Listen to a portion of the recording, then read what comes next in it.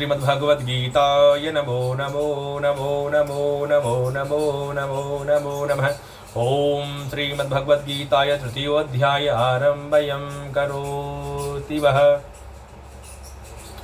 आप सभी को मेरा नमस्कार। श्रवण मास पूर्ण हो चुका है। आज से भाद्रपद मास आरंभ हो गया है, प्रतिप्रता है। भाद्रपद का मास ही बहुत शुभ है। हमारा श्रीमद् भागवत गीता का तृतीय अध्याय आज आरंभ है। श्री कृष्ण और अर्जुन के माध्यम से हमें सद्गुण, सर्वगुण और विभूति और सत्शक्ति, सद्बुद्धि और कर्म बुद्धि का हमें ये ज्ञान प्राप्त हो रहा है। मेरा आप सभी से अनुग्रह प्रार्थना है, मेरा आपसे सभी से ये अनुग्रह है कि आप ध्यानपूर्वक श्रीमद् भागवत गीता का स्मरण करें, अध्ययन करें और वाचन करें।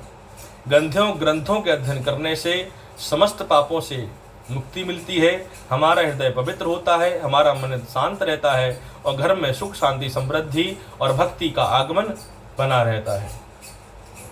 ओम श्रीमद्भगवद गीताय तृतीयोऽध्याय आरम्भं करोति वः।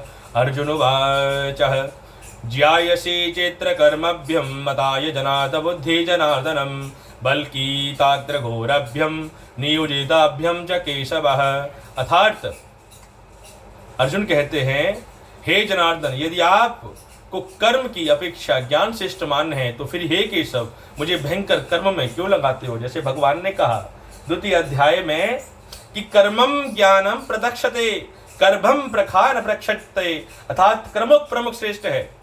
अब हम सभी का प्रश्न भगवान से क्या है? हम भगवान से ये प्रश्न करते हैं कि प्रभु, आपने बताया कि ज्ञान से कर्म श्रेष्ठ है, असिक्त कर्म ज्ञान में, तो आप मुझे कर्म में क्यों लगाते हो? अगर ज्ञान ही श्रेष्ठ है तो कर्म में क्यों लगाते हो? क्योंकि युद्ध करूंगा तो ये कर्म है। बाम्रीणं द्रशेणाभ्यं वाकेन बुद्धितिमाय भीममः तदेवं नित्याय नित्याय येनं त्रोषा महाभूयम्। आप मिले हुए वचनों से मेरी बुद्धि को मानो मोहित कर रहे हैं, इसलिए इस बात को स्थित करके कहीं जिससे मेरा कल्याण प्राप्त हो जाए। अब अर्जुन क्या है, यहाँ पर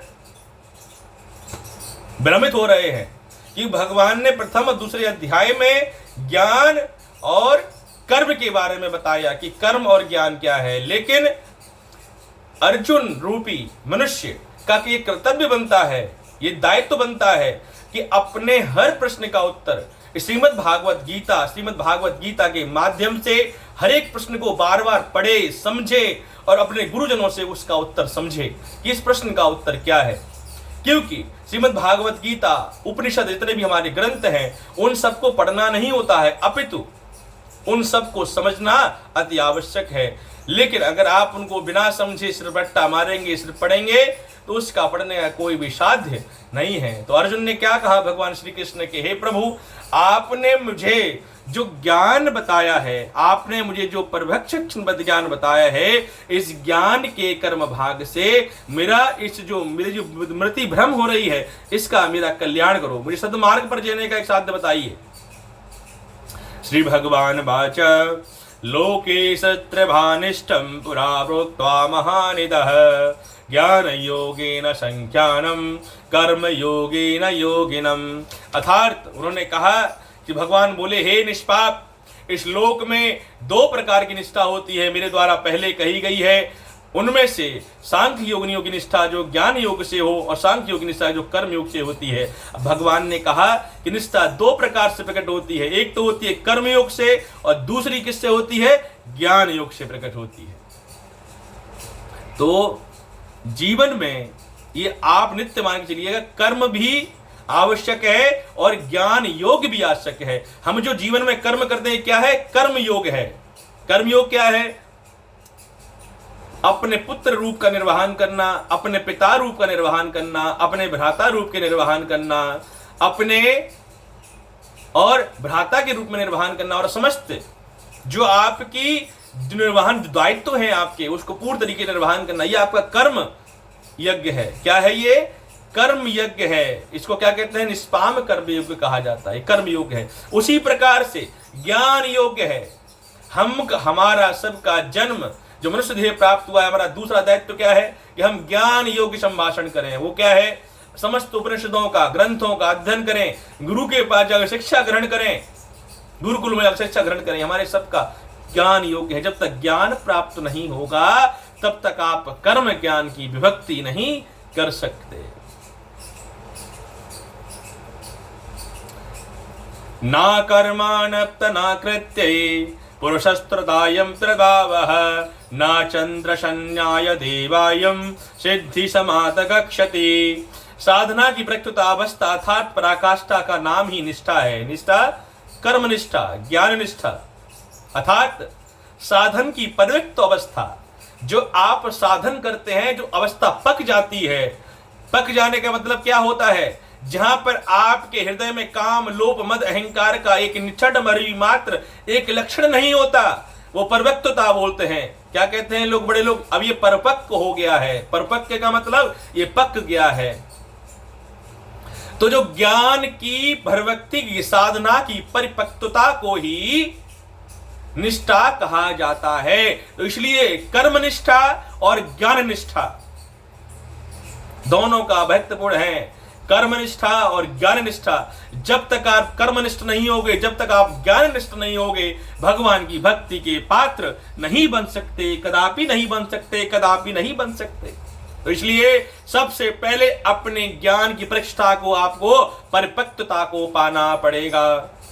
माया से उत्पन्न हुए संपूर्ण गुण को गुणों में बरतते हुए मन, इंद्रिय, शरीर द्वारा सर्वव्यापी स्वतंत्र परमात्मा की भाव से स्थित नाम को ज्ञान योग कहते हैं। अर्थात आप पांचों काम इंद्रियों, पांचों ज्ञान इंद्रियों को, 11वें मन को आप जब एकाग्रत कर लेते हो, कंठस्थ कर लेते हो और स्थिर करके जब भगवान में सम्भाषण करके आप स्थिर कर भगवान में नियोग कर लेते हो, ध्यान कर देते हो, और जब आप परिपक्व हो जाते हो तो उसको परभक्ति साध्य कहा जाता है, अर्थात ज्ञान योग कहा जाता है।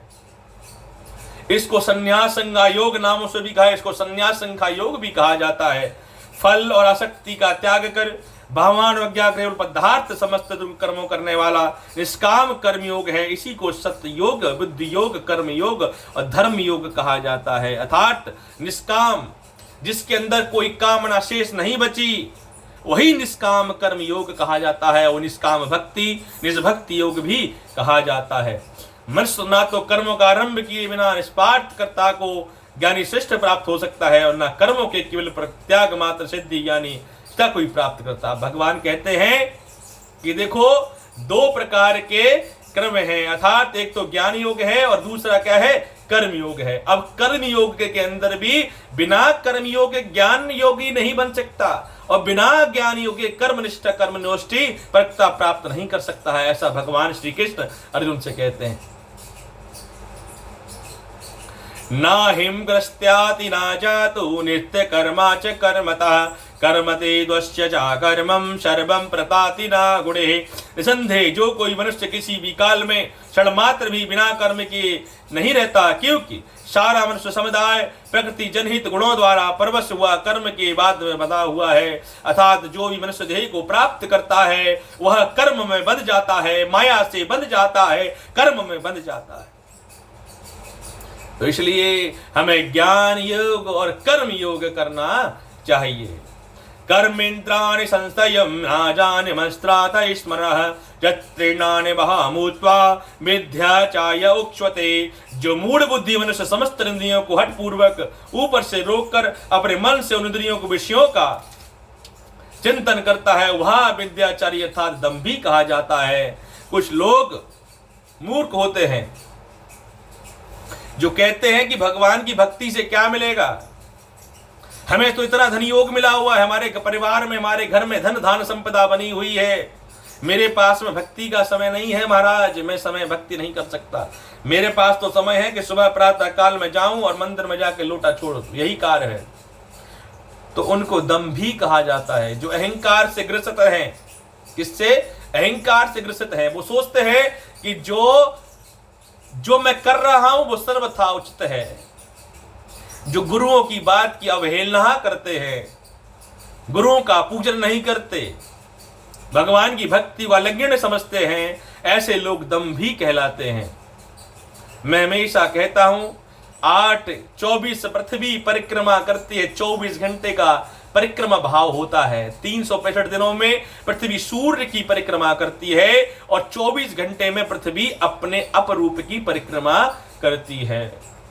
पूरे ब्रह्मांड में, पूरी सृष्टि में पृथ्वी एक ऐसा ग्रह है जहां पर जीवन और भक्ति का साध्य है, क्योंकि पृथ्वी कोई ग्रह नहीं है, पृथ्वी साक्षात माता का स्वरूप है। जन्म वही दे सकता है जो माता का साध्य रूप उत्पन्न हो, जन्म देने वाला कोई और नहीं हो सकता। सारे जितने बड़े साइंटिस्ट हैं, वैज्ञानिक हैं, ये बहुत सारी सिद्धि, बहुत सारा परिश्रम कर रहे हैं जानने के लिए पृथ्वी के समान और कौन सा ग्रह है जहां पर जीवन हो सकता है। लेकिन मैं उन सभी को ये बात कहना चाहता हूं, आप सभी को ये बात कहना चाहता हूं, कुछ चीज ऐसी हैं जो ज्ञान और जो विज्ञान से परे हैं। जिन चीजों को और जिन कथाओं को सिर्फ और सिर्फ ग्रंथों, उपनिषदों में भक्ति से ही प्राप्त किया जा सकता है, उनको विज्ञान से प्राप्त नहीं किया सकता। ऐसा क्या है? मनुष्य 9 महीने गर्भ में रहता है, जल के अंदर रहता है और जीवित रहता है। और ऐसा क्या है कि जन्म उपरांत में किसी संतान को 2 महीने 2 मिनट तक आप जल में डाल दो तो मृत हो जाएगा, अर्थात जीवित नहीं रह सकता। ये पहला प्रभाव कर्म है। दूसरा कर्म प्रभाव ऐसा क्या है कि शरीर में ऐसा क्या है जो चलता है और अचानक शरीर मृत हो जाता है? ऐसा क्या है? तो कृतभ्यामं कर्माभि जन्म मनुष्य देहम प्रदक्षते नभ्यम नामम तकार्या भय प्रत्यक्षति मृत्यु निरस्यति। अर्थात मृत्यु जो परम सत्य है, उससे परम सत्य है सच्चिदा परमेश्वर, सच्चिदानंद परमेश्वर, यही परमेश्वर सत्य है। इसलिए आनंद की प्राप्ति का भाव करें, उपनिषद ग्रंथों का अध्ययन करें, नित्य पाठ करें और 8 घंटे शयन करें, 8 घंटे भगवान की भक्ति अवश्य करें और 8 घंटे अपने कर्म करें, अर्थात कर्म योग और ज्ञान योग। ये 2 प्रमुख बातें हैं। आप सभी को बोलता हूं, ध्यान पूर्वक श्रीमद् भागवत गीता का अध्ययन, श्रवण और वाचन किया करें। अध्ययन, श्रवण, वाचन करने से आपको ज्ञान की प्राप्ति होगी, सद्बुद्धि की प्राप्ति होगी, सद्ज्ञान की प्राप्ति होगी, सद्कर्म की प्राप्ति होगी। घर में सुख, शांति, समृद्धि का आगमन होगा। घर में सुख सिर्फ अधिक धन होने से नहीं होता है, घर में अधिक सुख प्रेम से होता है। जब आप परिवार में प्रेम सहित होकर जब रहते हैं तो सुख की प्राप्ति उसी प्रकार से होती है। धन तो एक शरीर का यापन का एक साधक मात्र है, हमें शरीर के साधक निमित्त का योग प्राप्त करना चाहिए। हमारा 3रा अध्याय चल रहा है। मैं बार बार आपसे कहता हूं, श्रीमद् भागवत गीता का ध्यान पूर्वक श्रवण करें, वाचन करें और अध्ययन करें। एक एक श्लोक को ध्यान पूर्वक स्मरण करें। श्री कृष्ण गोविंद हरे मुरारी, हे नाथ नारायण वासुदेवा। श्री कृष्ण गोविंद हरे मुरारी, हे नाथ नारायण वासुदेवा। एकमात्र स्वामी सखा हमारे, एकमात्र स्वामी पिता हमारे, हे नाथ नारायण वासुदेवा। श्री कृष्ण गोविंद हरे मुरारी, हे नाथ नारायण वासुदेव। राधे कृष्णा राधे कृष्णा, राधे राधे राधे कृष्णा, राधे कृष्णा राधे कृष्णा, राधे राधे राधे कृष्णा। बोलो कृष्ण लाल की जय, श्री बांके बिहारी लाल की जय, श्री मोर मुकुट बंसी वाले की जय, श्री नरसिंह भगवान की जय, श्री खाटू नरेश की जय, श्री श्याम प्यारे की जय, राधिका रानी की जय। जय जय श्री राधे, जय जय श्री राधे, जय जय श्री राधे।